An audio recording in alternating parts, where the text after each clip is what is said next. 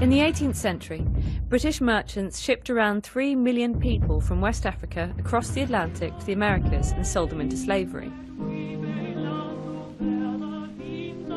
They made £4 trillion from the unpaid labour alone. Portugal and Holland pioneered this slave route.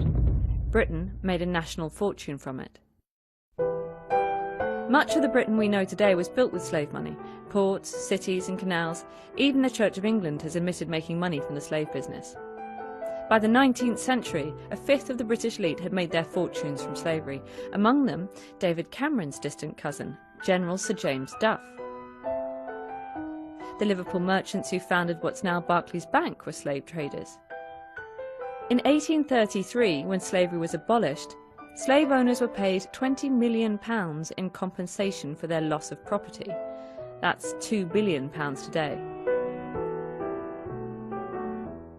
More than 10 million people died as a direct result of the Atlantic slave trade, but the survivors got nothing.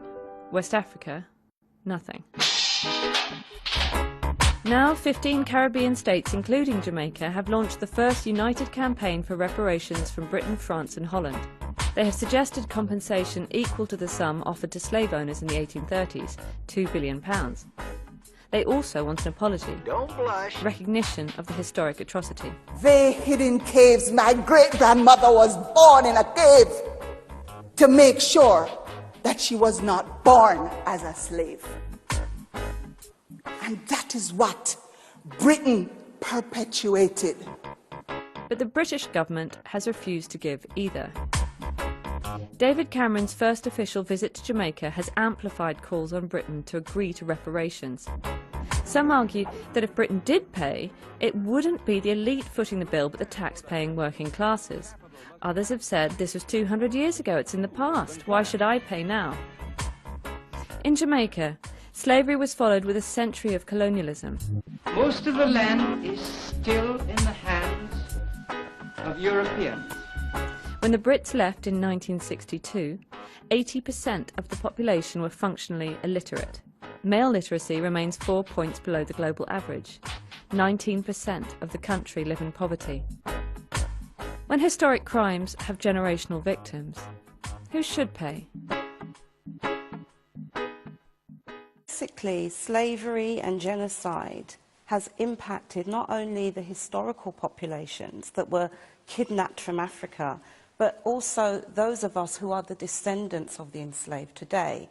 And it's not only about trauma and multi-generational oppression.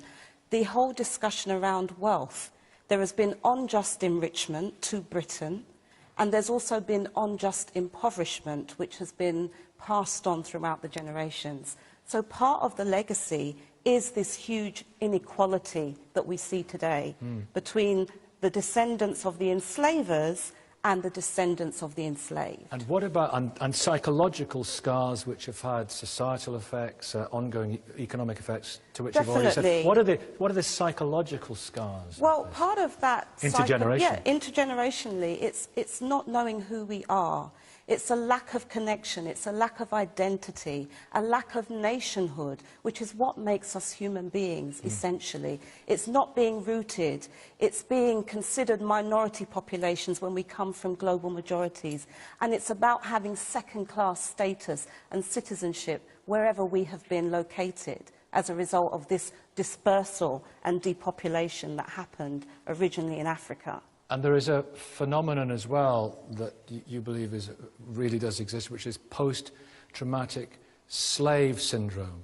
Yes, well, it's something that I've not coined, but many of our social theorists and psychologists and psychiatrists have been looking at some of the negative legacies that we have internalized, the internalization of racism, self-hate, anti-African sentiments and prejudice and discrimination, a loathing of ourselves, vacant esteem. Self-loathing. Self-loathing. Self-loathing in terms of not being proud of who we are, not being proud of our heritage, not being proud of our African ancestry, changing our looks to kind of emulate Caucasian beauty ideals. These are some of the real legacies today in terms of the psychology. We also have to look at the rates of mental health illness, and this has also been linked to that. All roots back to slavery. All roots back to that.